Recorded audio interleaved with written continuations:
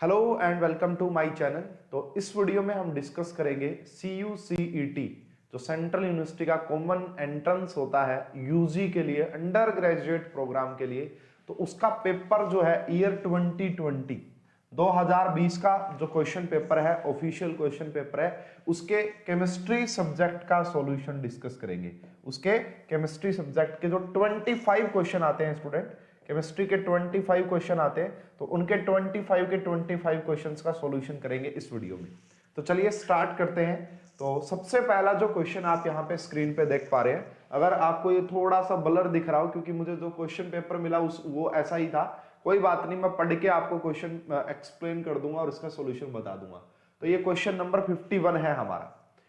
The orbital quantum number L, orbital quantum number L होता भाई जिसे हम L से डिनोट करते हैं। अगर उसकी वैल्यू आ रही है 0, 1, 2, 3, तो बताइए कि जो प्रिंसिपल क्वांटम नंबर है वो क्या होगा। ठीक है स्टूडेंट, तो ये आपको ये पढ़ाया जाता है भाई, अगर आपका प्रिंसिपल क्वांटम नंबर 1 है तो L की सिर्फ वो क्या हो सकती है, हमेशा L की जो वैल्यू होती है, L की जो वैल्यू होती है वो ऑलवेज लेस देन होती है n से, ऑलवेज लेस देन होती है n से।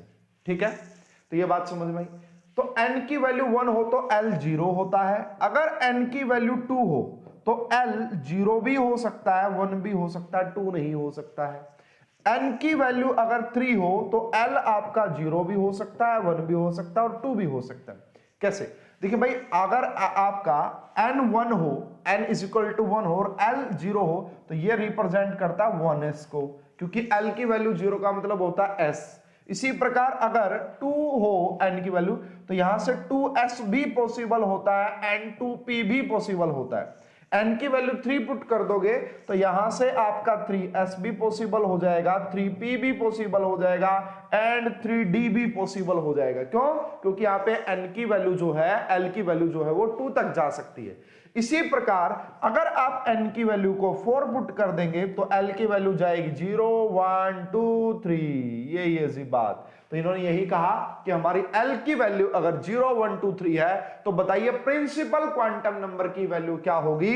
तो इस क्वेश्चन का करेक्ट आंसर आ जाएगा कि प्रिंसिपल क्वांटम नंबर की वैल्यू 4 होगी, 4 होगी। तो ये एटॉमिक स्ट्रक्चर का बहुत ही इजी क्वेश्चन आपसे पूछा गया था। ठीक है, नेक्स्ट क्वेश्चन की बात करते हैं स्टूडेंट। ये क्वेश्चन आपका पीरियोडिक प्रॉपर्टीज से है। यहां पे आपको 4 एलिमेंट दिए हुए हैं और उनकी आपसे आयनाइजेशन एनर्जी पूछ रहा है। एक हाइड्रोजन है और हाइड्रोजन के ही पीरियड में आता है हीलियम, उसके बाद आता है यहां पे लिथियम होता है ना, इसके बाद यहां पे लिथियम होता है एंड यहां कहीं पे बोरोन होता है।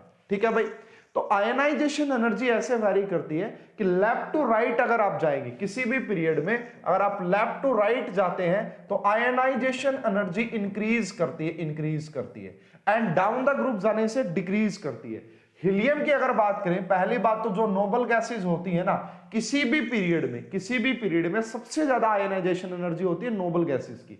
तो ये पहला पीरियड है, इसमें हीलियम की अगर मैं बात करूं पूरे पीरियोडिक टेबल में हाईएस्ट आयनाइजेशन एनर्जी होती है स्टूडेंट, पूरी पीरियोडिक टेबल में हाईएस्ट आयनाइजेशन एनर्जी होती है किसकी? हीलियम की, पूरी पीरियोडिक टेबल में। ठीक है, तो हीलियम की सबसे ज्यादा होगी यहां पे भाई, ये बात तो कंफर्म होगा हीलियम की। यानी कि इन दोनों में से हम ये कह सकते हैं कि हाइड्रोजन और हीलियम में से किसकी ज्यादा होगी? हीलियम की।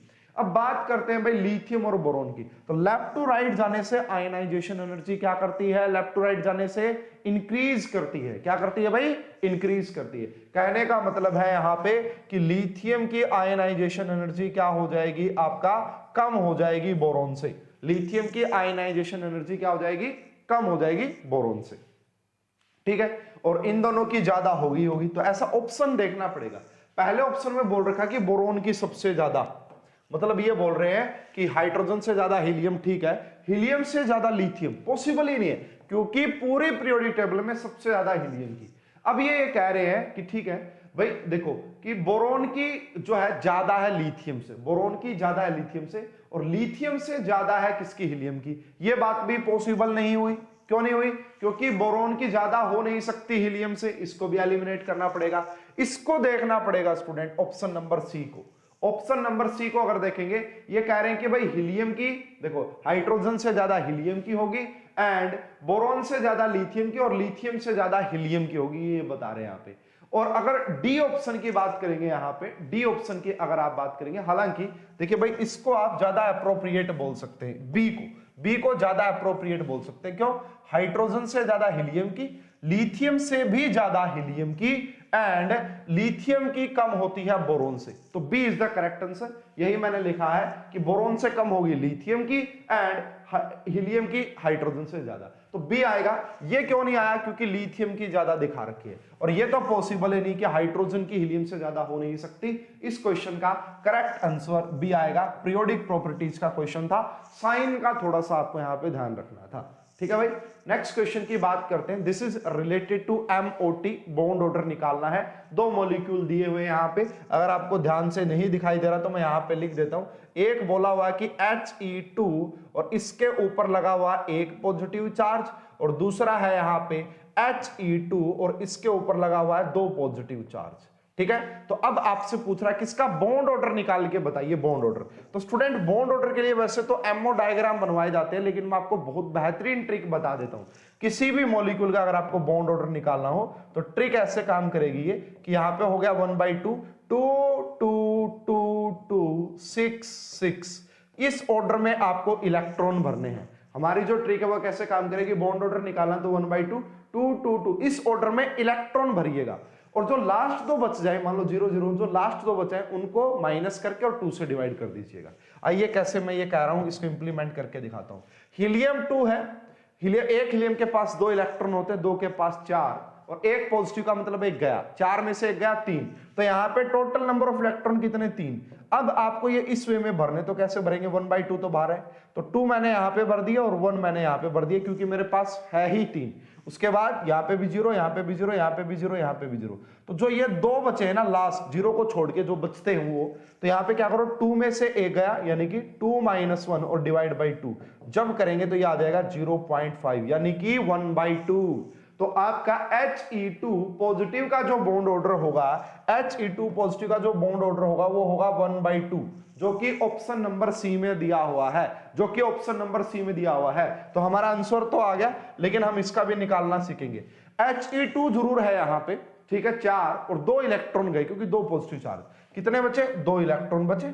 तो अब 2 इलेक्ट्रॉन का मतलब है एक यहां से ये और हटा दो, तो यहां पे अगर इसका बना के दिखाऊं मैं आपको, तो क्या करेंगे यहाँ पे 2 0 0 0 0 0, तो 2 में से 0 गया 2, और 2 को 2 से डिवाइड करोगे 1, इसलिए आपका इसका बॉन्ड ऑर्डर आ जाएगा 1। इसीलिए इस क्वेश्चन का करेक्ट आंसर होगा C, 1/2 and 1 is the correct answer, C is the correct answer. ठीक है, नेक्स्ट क्वेश्चन की बात करते हैं स्टूडेंट। ये आपका कार्बोनेट आयन है, तो कार्बोनेट आयन की स्ट्रक्चर कुछ ऐसी होती है भाई, इसके अंदर रेजोनेंस भी पॉसिबल होता है। तो बोल रहे हैं कि यहाँ पे कार्बन की हाइब्रिडाइजेशन क्या होगी, तो भाई यहाँ पे अगर आप देखें तो एक सिग्मा बॉन्ड ये रहा, एक सिग्मा बॉन्ड ये रहा, एक सिग्मा बॉन्ड ये रहा, है ना। डबल बॉन्ड के अंदर एक सिग्मा बॉन्ड होता है और एक पाई बॉन्ड होता है, तो हाइब्रिडाइजेशन के लिए हम सिर्फ सिग्मा बॉन्ड देखते हैं। अगर number of sigma bond plus lone pair, number of sigma plus lone pair अगर 2 हो तो हाइब्रिडाइजेशन sp होती है, अगर 3 हो तो sp2 होती है,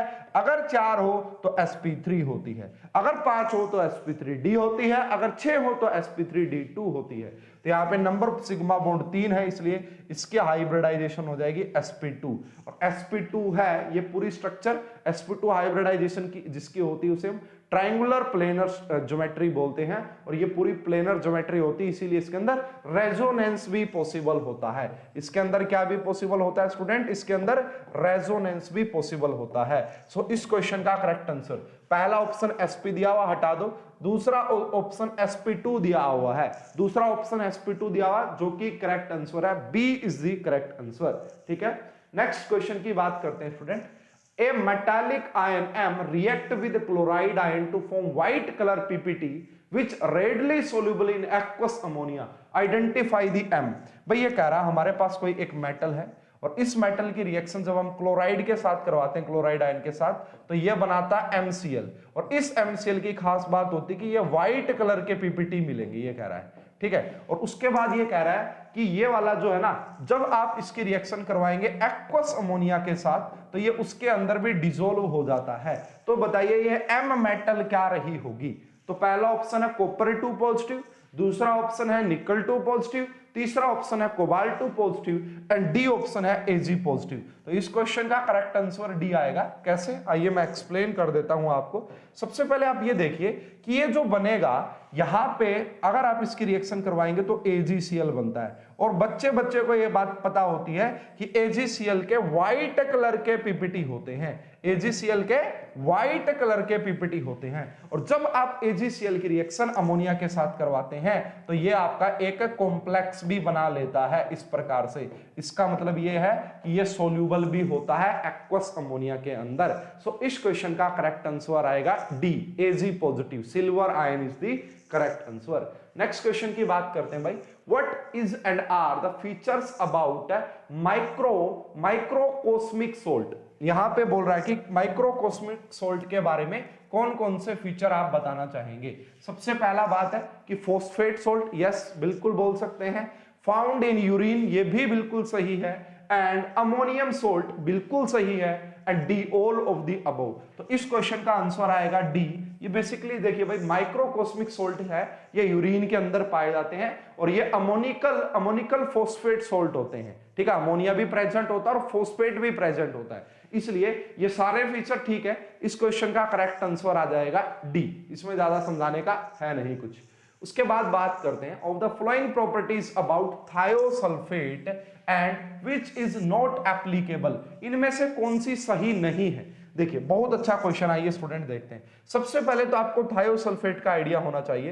देखिए ये हमारा होता है सल्फेट, इसमें क्या करते हैं, अगर आप एक ऑक्सीजन को हटा देते हैं एंड एक सल्फर को ऐड कर देते तो बन जाता है थायोसल्फेट। तो ये क्या बनेगा जी, S2 एंड O3 हो जाएगा। अभी क्या हो जाएगा, S2O3 2 नेगेटिव। इसी को थायोसल्फेट बोला जाता है, इसी को थायोसल्फेट बोला जाता है।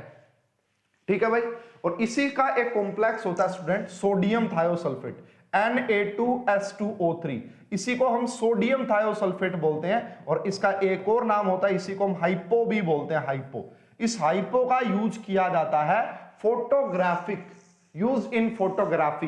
देखिए भाई हमारा जब हम क्या करते हैं फोटोग्राफिक में AgBr की रिएक्शन करवाते हैं किसके साथ, हाइपो के साथ, Na2S2O3।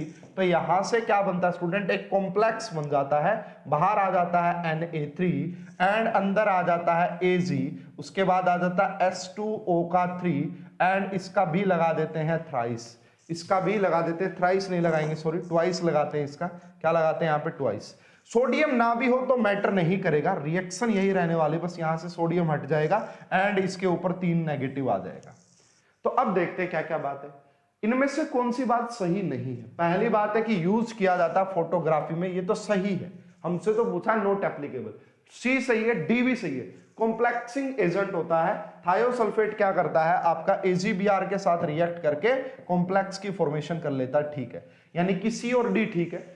ऑक्सीडाइजिंग एजेंट या रिड्यूसिंग एजेंट, इन दोनों में से एक ही सिलेक्ट आपको करना पड़ता है, इन दोनों में से आपको एक ही सिलेक्ट करना पड़ता है। तो ये बेसिकली रिड्यूसिंग एजेंट होता है, हम ऐसा बोल सकते हैं। या क्या होता है, रिड्यूसिंग एजेंट होता है। तो ये ऑक्सीडाइजिंग एजेंट नहीं होता है। सो इसलिए इसका आंसर आप बोलेंगे ए, इसका आंसर बोलेंगे कि A is not applicable, A is not applicable. ठीक है, नेक्स्ट क्वेश्चन की बात करते हैं। Identify the mineral major source of the boron, है ना। इनमें से बोरोन किसके अंदर मिलता है, पहला ऑप्शन बोरेक्स, सुहागा जिसे हम बोलते हैं। इसका फॉर्मूला भी होता है Na2B4 एंड O7। इस तरीके से इसको शॉर्ट फॉर्म में लिखा जाता है बोरेक्स को। इसकी स्ट्रक्चर वगैरह सब कुछ आपको पढ़ाई जाती। .8H2O भी होता है भाई, .8H2O भी होता है इस प्रकार से बोरेक्स। तो बोरेक्स में बोरोन है, ठीक है, और ये इससे मिलता भी है बोरोन, ठीक है। बॉक्साइट, सभी को पता भाई बॉक्साइट तो एल्यूमिनियम का होता है। क्रायोलाइट भी नहीं होता बोरोन का, एंड फेल्डस्पार्स भी, ये भी एल्यूमिनियम सिलिकेट होता है। तो इनमें से अगर आप बात करेंगे सिर्फ एक बॉक्साइट ही ऐसा, बोरेक्स ही ऐसा है, एक बोरेक्स ही ऐसा है जिससे बोरोन मिलता है। सो इस क्वेश्चन का करेक्ट आंसर आ जाएगा फर्स्ट। ये मेटलर्जी से क्वेश्चन लिया गया था। नेक्स्ट क्वेश्चन की बात करते हैं, which element in the group 14 can show highest catenation property. तो भाई देखिए ग्रुप नंबर 14 में कौन कौन आते हैं, है ना, carbon, silicon, germanium, tin and lead. तो डाउन द ग्रुप जाने से कैटेनेशन प्रॉपर्टी डिक्रीज करती है, डाउन द ग्रुप जाने से कैटेनेशन प्रॉपर्टी डिक्रीज करती है। तो यहाँ पे आंसर आएगा कार्बन की मैक्सिमम कैटेनेशन प्रॉपर्टी होती है। उसका दूसरा रीजन ये भी दिया जाता है कि कार्बन और कार्बन का बॉन्ड काफी ज्यादा स्ट्रॉन्ग भी होता है, ठीक है, क्योंकि यहाँ पे आपका 2p के अंदर ओवरलैपिंग की पॉसिबिलिटीज होती हैं। तो इसलिए इस क्वेश्चन का करेक्ट आंसर आएगा D, carbon. Highest catenation property होती है आपका कार्बन के अंदर। नेक्स्ट क्वेश्चन की बात करते हैं student. chlorination of alkanes is an example of substitution, elimination, free radical and addition। ध्यान से देखना पड़ेगा स्टूडेंट। वैसे अगर मैं आपको बताऊं कि ये एग्जांपल होता है फ्री रेडिकल सब्स्टिट्यूशन का, है ना। अगर सही मायने में बात करोगे तो पूरा होता है ये फ्री रेडिकल सब्स्टिट्यूशन मैकेनिज्म से जाती है, फ्री रेडिकल सब्स्टिट्यूशन मैकेनिज्म से जाती है। बट ऑप्शंस को देख के आंसर लगाना है। देखिए फ्री रेडिकल अपने आप में कोई मैकेनिज्म नहीं होता है, कोई रिएक्शन नहीं होती है।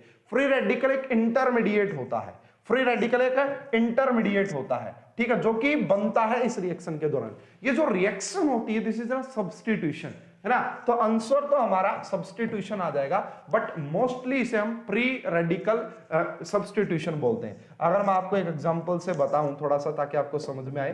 देखिए सबसे पहले क्या होता है, जब आप मीथेन की रिएक्शन करवाते हैं Cl2 एंड लाइट की प्रेजेंस में, तो यहां से क्या बनता है, CH3Cl बनता है। इसी को हम क्या बोलते हैं स्टूडेंट, हैलोजिनेशन बोला जाता है ना। यहाँ पे क्लोरीन यूज करा इसलिए क्लोरीनेशन बोलते हैं। तो यहाँ पे भाई इसमें 3 स्टेप होते हैं। सबसे पहला होता है चेन इनिशिएशन, है ना। इसमें 3 स्टेप होते हैं। सबसे पहला, जब आप Cl2 की रिएक्शन लाइट के प्रेजेंस में रखते हैं तो यहाँ पे 2Cl रेडिकल बन जाते हैं। तो इस स्टेप को चेन इनिशिएशन, एक chain propagating and last step होता है चेन टर्मिनेशन। 3 स्टेप होते हैं। यहाँ पे इंटरमीडिएट फ्री रेडिकल जरूर बनता है, बट ये रिएक्शन होती है सब्स्टिट्यूशन, इसलिए हम इसको पूरा तो ऐसे ही बोलते हैं फ्री रेडिकल सब्स्टिट्यूशन। क्यों? क्योंकि यहाँ पे भाई आपका जो रेडिकल बनेगा Cl रेडिकल बनेगा, वो इस हाइड्रोजन को यहां से रिप्लेस करेगा, इसलिए सब्स्टिट्यूशन का एग्जांपल है ए। इसका मोस्ट एप्रोप्रिएट आंसर होगा, A is the correct answer. Next question बहुत ही आसान है स्टूडेंट, पढ़ाया जाता है ऑलरेडी आपको। यहाँ पे CuCl की रिएक्शन करवाई है H2PdBSO4 के साथ, और इससे एल्डिहाइड बन गया। ये कैटालिस्ट जो होता है इसे हम लिंडलर कैटालिस्ट बोलते हैं स्टूडेंट, लिंडलर कैटालिस्ट बोला जाता है। और इस रिएक्शन का नाम होता है रोजनमंड रिडक्शन बोलते हैं। क्या बोलते हैं इसे? रोजनमंड रिडक्शन बोला जाता है। राइमर टाइमन में क्या होता है स्टूडेंट, अगर मैं आपको सारी रिएक्शंस बताऊं थोड़ी थोड़ी। राइमर टाइमन में क्या होता है, राइमर टाइमन में तो जो फिनोल होता है उसके रिएक्शन आप करवाते हैं क्लोरोफॉर्म के साथ एंड साथ में बेस के साथ, जिससे कि आपका सैलिसल्डिहाइड बन जाता है। क्या बन जाता है? जिससे आपका सैलिसल्डिहाइड बन जाता है। कानिजरो की बात करोगे तो कानिजरो वो कंपाउंड शो करते हैं जिन ऐसे कार्बोनिल कंपाउंड जिसके पास अल्फा हाइड्रोजन ना हो, है ना। एल्डिहाइड या फिर एल्डिहाइड से बेसिकली होते हैं, जैसे फॉर्मल्डिहाइड हो गया इस टाइप से। और रिफॉर्मेस की भी ये नहीं होती है। रोजनमंड reduction is the correct answer. ये क्या करता है, COCl को एल्डिहाइड के अंदर कन्वर्ट कर देता है। ये एक रिडक्शन रिएक्शन होती है। So D is the correct answer. Next question की बात करते हैं भाई। ये कह रहे हैं कि reaction of aqueous sodium hydroxide with chlorobenzene. ये रहा जी आपका, देखिए ध्यान से देखिएगा, ये रहा आपका क्लोरोबेंजीन। इसकी रिएक्शन आपने करवानी है एक्वस NaOH के साथ। तो बताइए क्या प्रोडक्ट मिलेगा। सबसे पहले क्या होता है स्टूडेंट, ये जो आप सोडियम ये वाला देख पा रहे हैं, ये यहाँ पे अटैक कर देता है एंड क्लोरीन यहाँ से बाहर निकल जाता है। तो सबसे पहले बनता है यहाँ पे सोडियम फिनॉक्साइड। क्या बनता है यहाँ पे? O के ऊपर नेगेटिव एंड N के ऊपर पॉजिटिव। इसकी रिएक्शन जब आप H पॉजिटिव के साथ करवाते हैं तो फाइनल जो प्रोडक्ट होता है हमारा, that is phenol. That is phenol. Phenol is the correct answer. पहला ऑप्शन इन्होंने दिया कि ऑर्थोक्लोरोफिनोल, नहीं पॉसिबल है। पैराक्लोरोफिनोल नहीं पॉसिबल है। सी ऑप्शन इन्होंने फिनोल दिया हुआ है। So C is the correct answer. So C is the correct answer. ठीक है, नेक्स्ट क्वेश्चन की बात कर लेते हैं स्टूडेंट यहाँ पे। Which of the following compound gives secondary alcohol upon reaction with methyl magnesium bromide? यानी कि ग्रिग्नार्ड रिएजेंट है। देखिए स्टूडेंट, सिर्फ एक एल्डिहाइड ही ऐसा होता है, सिर्फ एक एल्डिहाइड ऐसा होता है। कौन सा? फॉर्मल्डिहाइड, जो ग्रिग्नार्ड रिएजेंट के साथ RMgX के साथ रिएक्शन करने पे प्राइमरी अल्कोहल देता है। सिर्फ आपका कौन? सिर्फ आपका फॉर्मल्डिहाइड। उसके बाद जितने भी एल्डिहाइड होते हैं रेस्ट सारे सेकेंडरी अल्कोहल देते हैं, सारे सेकेंडरी अल्कोहल देते हैं। उसके अलावा जितने भी कीटोन होते हैं आपका, जितने भी कीटोन होते हैं सारे 3 डिग्री अल्कोहल देते हैं, 3 डिग्री अल्कोहल देते हैं। एस्टर भी 3 डिग्री अल्कोहल देते हैं। ठीक है, तो पहला ऑप्शन देखिए, ये बोल रहे हैं कि ब्यूटाइल फॉर्मेट, ये एक एस्टर है, एस्टर 3 डिग्री अल्कोहल देता है, एकदम से हटा दीजिए। Pantanal is the correct answer, Pantanal is the correct answer. आइए पूरा मैकेनिज्म भी समझा देता हूं मैं आपको कि कैसे करना होता है। 1 2 3 4 and C double bond OH, तो ये आपका पेंटेनल है। इसकी जब आप रिएक्शन करवाएंगे मिथाइल मैग्नीशियम ब्रोमाइड CH3MgBr के साथ, तो ये वाला जो मिथाइल है यहाँ डेल नेगेटिव होता है, ये इसके ऊपर अटैक करेगा, ये यहाँ जाएगा। तो 1 2 3 4 है ना, 4, उसके बाद यहाँ O के ऊपर नेगेटिव आ जाता है एंड यहाँ CH3 और ये हाइड्रोजन। फाइनली क्या कर देते हैं स्टूडेंट, इसकी रिएक्शन H पॉजिटिव के साथ करवा देते हैं। 1 2 3 4 5 एंड ये आ गया छठे वाला, यहाँ पे लग जाता है OH, ये हाइड्रोजन। तो ये देखो, अगर आप इस अल्कोहल को देखोगे ये ऐसे कार्बन के साथ लगा हुआ, जो 2 और कार्बन के साथ लगा हुआ है, तो ये आपका सेकेंडरी अल्कोहल है। ये आपका सेकेंडरी अल्कोहल है, जो सिर्फ आपका फॉर्मल्डिहाइड को छोड़ के जितने भी एल्डिहाइड होते हैं सारे सेकेंडरी अल्कोहल देते हैं। 3 पेंटेनोन पॉसिबल नहीं है क्योंकि ये कीटोन है, कीटोन 3 डिग्री देते हैं। मिथाइल ब्यूटेनोइक एस्टर भी पॉसिबल नहीं है क्योंकि ये भी 3 डिग्री अल्कोहल देता है। सो इस क्वेश्चन का करेक्ट आंसर आएगा पेंटेनल। ठीक है, नेक्स्ट क्वेश्चन की बात करते हैं। कायरलिटी क्या है, कायरलिटी क्या है बेसिकली, तो ये कायरलिटी क्या है, ये रहा सुपर इम्पोजिबल नहीं भाई। देखिए कायरलिटी का सिंपल सा मीनिंग ये है, ये मेरा हाथ लिया मैंने, इसकी मिरर इमेज लोगे तो ये आएगी, इसकी मिरर इमेज लोगे तो ये आएगी, दोनों को सुपर इम्पोज करवाइए। अगर ये दोनों नॉन सुपर इम्पोजिबल है, non superimposable mirror image are chirals, ऐसे हम बोल सकते हैं। तो ये तो सुपर इम्पोजिबल बोल रहा है, तो इसको हटा दो। ये कह रहा है कि a molecule with mirror image, नहीं, सिर्फ मिरर इमेज से काम नहीं चलता है। The non super impossibility of न ऑब्जेक्ट इन मिरर इमेज। देखिए कायरलिटी, देखो ये कह रहा है a molecule that has carbon atom with 4 different substituent, वो तो कायरल कार्बन होता है। Chirality is different thing. Chirality का मतलब होता है the non super impossibility of an object on it's mirror image. So इसका आंसर आएगा C, C is the correct answer. Organic के क्वेश्चन है, आइसोमेरिज्म का ये क्वेश्चन था। Williamson ether synthesis produce by ether by reacting, है ना। देखिए भाई ये कह रहा है कि विलियमसन सिंथेसिस एक रिएक्शन होती है, उसमें ईथर कैसे बनते हैं, तो उसमें ऐसे बनते हैं स्टूडेंट, हम अल्कोक्साइड लेते हैं कोई, इस टाइप से अल्कोक्साइड बोला जाता है इसे, और इसके रिएक्शन हम करवाते हैं किसी RX के साथ, अल्काइल हलाइड के साथ। ये भी एक प्रकार से सब्स्टिट्यूशन रिएक्शन होती है, यहां से ये यहां अटैक करता है और X बाहर निकल जाता है, जिससे कि आपका ROR ईथर बन जाता है। तो ये विलियमसन सिंथेसिस रिएक्शन होती है, इसमें हम एक अल्कोक्साइड लेते हैं, ठीक है, RO नेगेटिव को अल्कोक्साइड बोला जाता है एंड RX को अल्काइल हैलाइड बोला जाता है। So D option is the correct answer, क्योंकि इसी में लिखा हुआ है कि alkoxide with an alkyl halide, D is the correct answer. ठीक है भाई, नेक्स्ट क्वेश्चन की बात कर लेते हैं स्टूडेंट। ये क्या कह रहा है, बहुत अच्छा क्वेश्चन भी है ये कह रहा है which compound would undergo dehydrohalogenation with strong base to give alkene shown in the below. ये वाला अल्कीन इनमें से किसके थ्रू मिलेगा, देखिए ये वाला अल्कीन किसके थ्रू मिलेगा, क्लोरोपेंटेन से नहीं मिल सकता स्टूडेंट। देखना ये है आपका पेंटेन, अगर आप इस पोजीशन पे क्लोरीन लगाओगे तो आपका जो डबल बॉन्ड बनेगा वो यहां पे बनेगा, यहां पे बनेगा, तो यहां पे तो दूसरे और तीसरे कार्बन के बीच में बना हुआ है ना, तो ये पॉसिबल नहीं है। तो क्लोरो, अगर आप सेकंड वाले की बात करेंगे, मैं इसको हटा के यहां पे दिखा देता हूं कि इसके ऊपर लगाओगे, ठीक है, इससे सिर्फ ये नहीं बनेगा, ये कह रहे हैं कि ओनली प्रोडक्ट बने सिर्फ ये, इससे ठीक है मैं मान लेता हूं इससे 2 प्रोडक्ट मिलेंगे स्टूडेंट। कौन कौन से मिलेंगे भाई, देखो जब ये Cl यहां से जाएगा, हो सकता है कि हाइड्रोजन यहां से निकल जाए, तो एक तो यही मिलेगा, या फिर हो सकता है कि ये वाला प्रोटॉन निकल जाए तो दूसरा ये मिलेगा। मतलब यहां पे आपको 2 प्रोडक्ट मिलेंगे, सिर्फ अकेला ये प्रोडक्ट नहीं मिलेगा। ये कह रहा है कि सिर्फ अकेला ये मिले, तो ये मिलता है तीसरे के अंदर। सी इस क्वेश्चन का करेक्ट आंसर आएगा। क्या आएगा स्टूडेंट, सी इस क्वेश्चन का करेक्ट आंसर आएगा। 3 क्लोरोपेंटेन कैसे, आइए मैं एक्सप्लेन कर देता हूं इसको। देखिए मान लेते हैं कि ये रहा आपका 1 2 3 4 5, ये रहा क्लोरीन, ठीक है। अब चाहे आप ये वाला प्रोटॉन निकालो, चाहे आप ये वाला प्रोटॉन निकालो, बनेगा ये एक सिंगल कंपाउंड, बनेगा ये सिंगल कंपाउंड, क्या यही बनेगा। किसी भी एंड से आप देख लीजिएगा, यहां से देखो या फिर दूसरे वहां से देखो, आएगा 2 और 3 के बीच में ही। सो इस क्वेश्चन का करेक्ट आंसर आ जाएगा सी, एलिमिनेशन रिएक्शन का ये क्वेश्चन था। ठीक है भाई।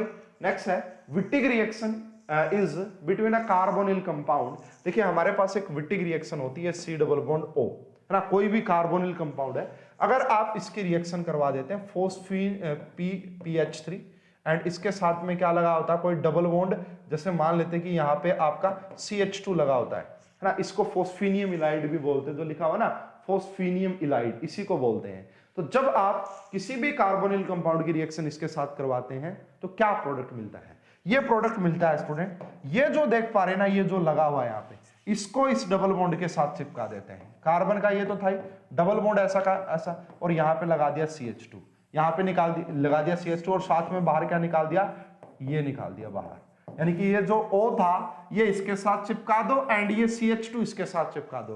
कहने का मतलब है स्टूडेंट क्या बना दिया हमने हमारा अल्कीन बना दिया। क्या बना दिया, alkene. So B is the correct answer, alkene बनेगा। ए ऑप्शन में इन्होंने बोला था अल्केन्स, जो नहीं बनता है, अल्केन्स बनता है, और इसकी स्टेबिलिटी भी डिपेंड करती है कि ई अल्कीन बनेगा, जेड अल्कीन बनेगा, वो डिपेंड करता है किसके ऊपर, इलाइड की स्टेबिलिटी के ऊपर। ये हायर में ज्यादा पढ़ाते हैं हम, हायर क्लासेस में, अभी के लिए इतना ठीक है आपके लिए, ठीक है। तो आ जाएगा इसका answer the compressibility factor Z for the ideal gas. तो भाई आइडियल गैस के लिए जो जेड की वैल्यू होती है कंप्रेसिबिलिटी फैक्टर की, वो आपका 1 होती है, ठीक है। क्या होती है, 1। पॉजिटिव डेविएशन भी होता है और नेगेटिव डेविएशन भी होता है, तो वहां पे लेस देन 1 और ग्रेटर देन 1 हो जाती है। So Z is equal to 1 होता है आइडियल गैस के लिए। So D is the correct answer. अब ये आपका फिजिकल केमिस्ट्री के क्वेश्चन आ गए हैं, D is the correct answer, ठीक है। नेक्स्ट क्वेश्चन की बात करते हैं। कोलाइड्स क्या होते हैं भाई, कोलाइड्स, तो कोलाइड्स क्या करते हैं, स्कैटर करते हैं भाई लाइट को। क्या करते हैं, लाइट को स्कैटर करते हैं, ठीक है। आपको टिंडल इफेक्ट पढ़ाया जाता है कोलाइड्स के अंदर, टिंडल इफेक्ट, वो स्कैटरिंग ही तो होती है, लाइट को स्कैटर करते हैं colloids. A is the correct answer. Next question है इलेक्ट्रोकेमिस्ट्री से क्वेश्चन है, the electrochemical cell stops working after some time. देखिए भाई आपको पढ़ाया जाता है इलेक्ट्रोकेमिस्ट्री में डिफरेंट इलेक्ट्रोकेमिकल सेल, तो पढ़ाया जाता है कि थोड़ी देर के बाद ये काम करना बंद कर देते हैं, और उसके लिए फिर हम क्या डालते हैं, यू शेप की ट्यूब डालते हैं, जिसे हम सोल्ट ब्रिज के नाम से जानते हैं। तो यही कह रहा है कि थोड़ी ही देर के बाद कोई भी इलेक्ट्रोकेमिकल सेल काम करना क्यों बंद कर देता है, तो उसका रीजन ये होता है स्टूडेंट कि electrode potential of both electrode, दोनों इलेक्ट्रोड का जो दोनों इलेक्ट्रोड होते हैं उनका इलेक्ट्रोड पोटेंशियल इक्वल हो जाता है ना। अगर किन्हीं भी दो इलेक्ट्रोड का पोटेंशियल इक्वल हो गया तो वहां पे फिर फ्लो नहीं करेंगे चार्ज। इलेक्ट्रॉन के फ्लो करने का ही रीजन होता है कि पोटेंशियल डिफरेंस होना, इलेक्ट्रोड पोटेंशियल में डिफरेंस होना, इसी की वजह से इलेक्ट्रॉन मूवमेंट करते हैं। अगर वो दोनों इलेक्ट्रोड पोटेंशियल इक्वल हो गए फिर मूवमेंट नहीं होगी, तो ये रीजन दिया जाता है electrode potential both electrode equalize हो जाते हैं, ठीक है। नेक्स्ट क्वेश्चन क्या भाई, इंटेंसिव प्रॉपर्टी पढ़ाइए। इंटेंसिव का मतलब होता है इंडिपेंडेंट, ऐसी प्रॉपर्टी जो मास इंडिपेंडेंट हो, ऐसी प्रॉपर्टी जो मास इंडिपेंडेंट हो, उन्हीं को हम क्या बोल देते हैं, एक्सटेंसिव प्रॉपर्टी। और आपको एक और पढ़ाया जाता है कि दो अगर है ना, अगर आपके पास दो एक्सटेंसिव प्रॉपर्टी है ना, दो एक्सटेंसिव प्रॉपर्टी का जो रेशियो होता है वो एक इंटेंसिव प्रॉपर्टी होता है। वो क्या होता है, एक इंटेंसिव प्रॉपर्टी। तो अगर हम बात करें यहाँ पे ऑप्शन नंबर सी की, जो कि डेंसिटी दिखाई दे रहा है, डेंसिटी का मतलब क्या होता है स्टूडेंट, डेंसिटी का मतलब होता है मास पर यूनिट वॉल्यूम। डेंसिटी का मतलब क्या होता है, मास पर यूनिट वॉल्यूम। देखिए मास तो है ही हो गया, मास पे डिपेंड कर रहा है, एंड वॉल्यूम भी मास पे डिपेंड करती है, वॉल्यूम भी मास पे डिपेंड करती है। तो ये दोनों एक्सटेंसिव, ये भी एक्सटेंसिव, ये भी एक्सटेंसिव, दो एक्सटेंसिव प्रॉपर्टी का जो रेशियो होता है दैट इज इंटेंसिव प्रॉपर्टी। तो यहाँ पे जो डेंसिटी है वो इंटेंसिव प्रॉपर्टी होगी, ठीक है। C is the correct answer. Next question की बात करते हैं स्टूडेंट्स। यहाँ पे देखिएगा, हालांकि उन्होंने थोड़ा सा लिखना चाहिए, अगर ना भी लिखा हो तो हम मान लेंगे। यहाँ पे इन्होंने H2 गैस लिखा होना चाहिए था, एंड यहाँ पे I2 गैस लिखा हुआ होना चाहिए था, एंड यहाँ पे इक्विलिब्रियम 2HI गैस लिखा हुआ होना चाहिए था। तो हमारे पास ये बोल रहे हैं कि ये है, तो बताइए कि Kp Kc में क्या रिलेशन होता है। तो आप सभी ने पढ़ा हुआ कि Kp is equal to Kc into में डेल्टा Ng की पावर, डेल्टा Ng जो होता है इंटू में RT, कुछ ऐसा हम इसको लिख सकते हैं, डेल्टा Ng RT। तो भाई अगर डेल्टा Ng क्या हो जाता है, delta Kp is equal to Kc की पावर डेल्टा मतलब पावर होता है शायद यहाँ पे, ठीक है ना। कहने का मतलब ये है अगर डेल्टा एनजी आपका क्या हो जाते हैं, केपी इंटू केसी डेल्टा पावर डेल्टा एनजी की पावर आरटी, ऐसा कुछ होता है शायद, ठीक है कोई बात नहीं। अभी देखिए यहाँ पे अगर डेल्टा एनजी 0 हो जाए, डेल्टा एनजी अगर 0 हो जाए तो केपी और केसी एक दूसरे के इक्वल हो जाते हैं, केपी और केसी एक दूसरे के इक्वल हो जाते हैं। तो डेल्टा एनजी का मतलब क्या होता है, डेल्टा एनजी का मतलब होता है number of moles of gaseous product minus में number of moles of reactant gaseous product. तो प्रोडक्ट के कितने हैं 2 एंड गैसियस के भी कितने हैं 2, तो डेल्टा एनजी आ गया 0। अगर डेल्टा एनजी 0 आ गया तो केपी केसी एक दूसरे के इक्वल हो जाएंगे, जो कि आपका ऑप्शन नंबर डी में दिया हुआ है, जो कि आपका ऑप्शन नंबर डी के अंदर दिया हुआ है, ठीक है। नेक्स्ट क्वेश्चन की बात कर लेते हैं student. The number of vibrational degree of freedom present in CO2 molecule. तो भाई देखिए अगर हमारे पास लीनियर मॉलिक्यूल हो, जो CO2 होता है वो लीनियर होता है, तो वहां पे number of vibrational degree freedom का फॉर्मूला होता है 3n-5। अगर वो लीनियर ना हो तो होता है 3n-6। n का मतलब होता है नंबर ऑफ टोटल एटम्स। अगर हम बात करें CO2 की तो यहाँ पे एक कार्बन है और 2 ऑक्सीजन है, तो नंबर ऑफ टोटल एटम्स 3 हो गया। तो यहाँ पे करेंगे 3 इंटू में 3 और माइनस करेंगे 5, तो ये आ जाएगा 4। कितना आ जाएगा स्टूडेंट 4। सो इस क्वेश्चन का करेक्ट आंसर आ जाएगा सी, इस क्वेश्चन का करेक्ट आंसर आ जाएगा सी, ठीक है। नेक्स्ट क्वेश्चन की बात करते हैं। यहाँ पे क्रिस्टल की एज लेंथ एंड आपको एंगल का रेशियो दिया, बताइए किसके लिए। तो इसके लिए भाई स्टूडेंट मैंने बहुत जबरदस्त ट्रिक बना रखी है। तो क्या होती है ट्रिक, वो होती है सी टी तो हरिओम बजाता था, सी टी तो हरिओम, सी टी तो हरि ओम बजाता था, सी टी तो हरिओम बजाता था।